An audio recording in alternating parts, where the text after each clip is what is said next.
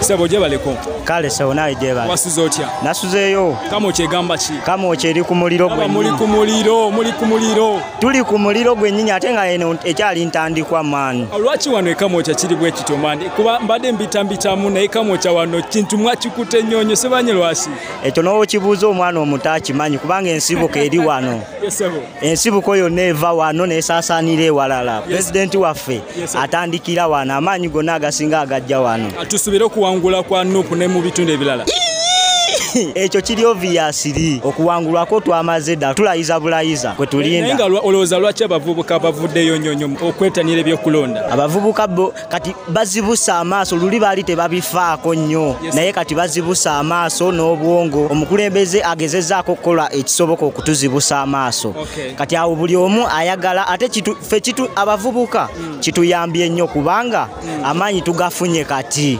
Tugafunye kituyambye nnyo. Olowooza Bobi Wine agenda kuwangula ku percentage ki mu kalulu ka 2021? 99 ku buli 10. Toyanza nnyo sebo. Kale sebo nawe neyanza. Boss jebaleko. Nawe jebaleko sebo. Amanya bambita Melody bakuyitani sebo. Ampita Gaba Anthony oba Bobi Yanga nga ndi munyankolo kuva mu district e. Gwe Bobi Yanga gwe tuterawulira wano mu Kamokye. Yes sebo. So kati tubuza lero nti olowooza lwaki abavubuka beetanidde ebyobufuzi omulembe guno gwa Bobi?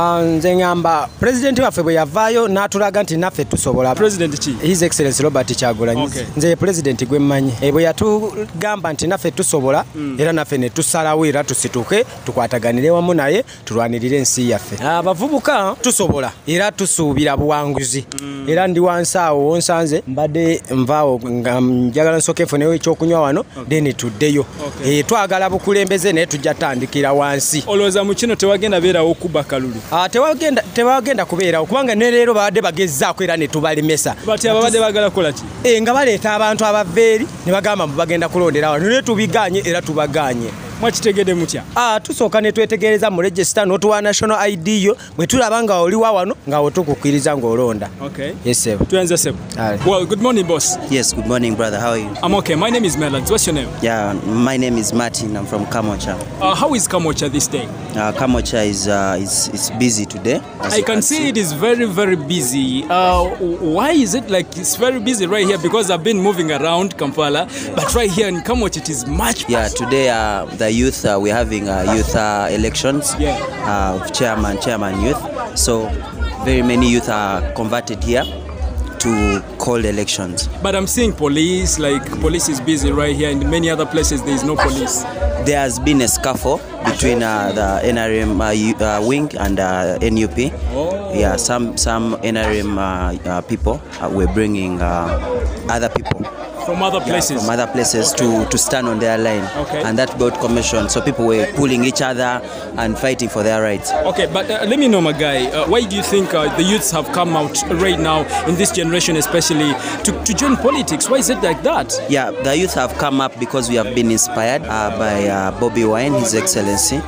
Yeah, he has shown people that we should get involved, and it's our country, and we should get involved in anything from straight from LC1. From the smallest post to the big post, so that we can contribute, because it is our generation. We can contribute positively. Yeah. What challenges do you expect in today's events? Because I've heard people complaining that there could be rigging of the votes. Yeah, they might be rigging of votes, but people are on ground from the start. People came here at 6, as early as 6, and as you can see, they are not leaving despite the scuffles, despite the weather. They are on ground waiting eagerly to wait until the votes are pronounced. Yeah. Thank you so much, boss. Thank you so much. You said your name is? My name is Martin. Kale, thank you, boss. Thank you so much. Sebo jebaleko. Sebo. Amanya bambita Melody bakuyitani sebo. Ze Farouk Sad Male. Kamokye gamba ki? Kamokye eri very fine. Ndaba muli busy nyonyonyo. Lwaki wano wali busy nnyo okusingako eri? Kyenjagala otegeeze gwange eddakiika zino nakati abampuliriza. Njagala kubabuulira nti ekiriwo bulijjo abavubuka ababayita abayaaye. Essaawa eno tusazeewo tujje amaanyi gaffe tugakuba ensi tulage nti nno naffe tulina amaanyi, and bwe tunaaba twetaaga okukyusa eggwanga lino tugenda dikyusa ng'abavubuka abavubuka. Naye mbuuze lwaki bavuddeyo mu kaseera kano emyaka egiyise tekyali bwe kityo? Essaawa zino buli omu ayagala kulaga pulezidenti waffe His Excellency Bobi Wine mukulu Kyagulanyi Ssentamu nti olwaleero luno tuvuddeyo ku lulwe tulage ensi nti nno yayimirirawo ku lwaffe naffe katuyimirirewo ku lulwe kubanga kati obudde bwe tuyinawo bwakwebeereramu ekitegedde era Uganda yonna esitaninze ku lw'abavubuka kubanga tuli ebitundu 85 kigenda kubeera kya buswavu nnyo. Expectations z'omu lunaku luno ziri zitya? Only people power ne NOP kuwangula kubanga tulina ebyokukolako 2021 twagala kuva wansi mpaka waggulu nga twabyabwabya kintu. Tuyanza nnyo sebo. Webale nnyo boss.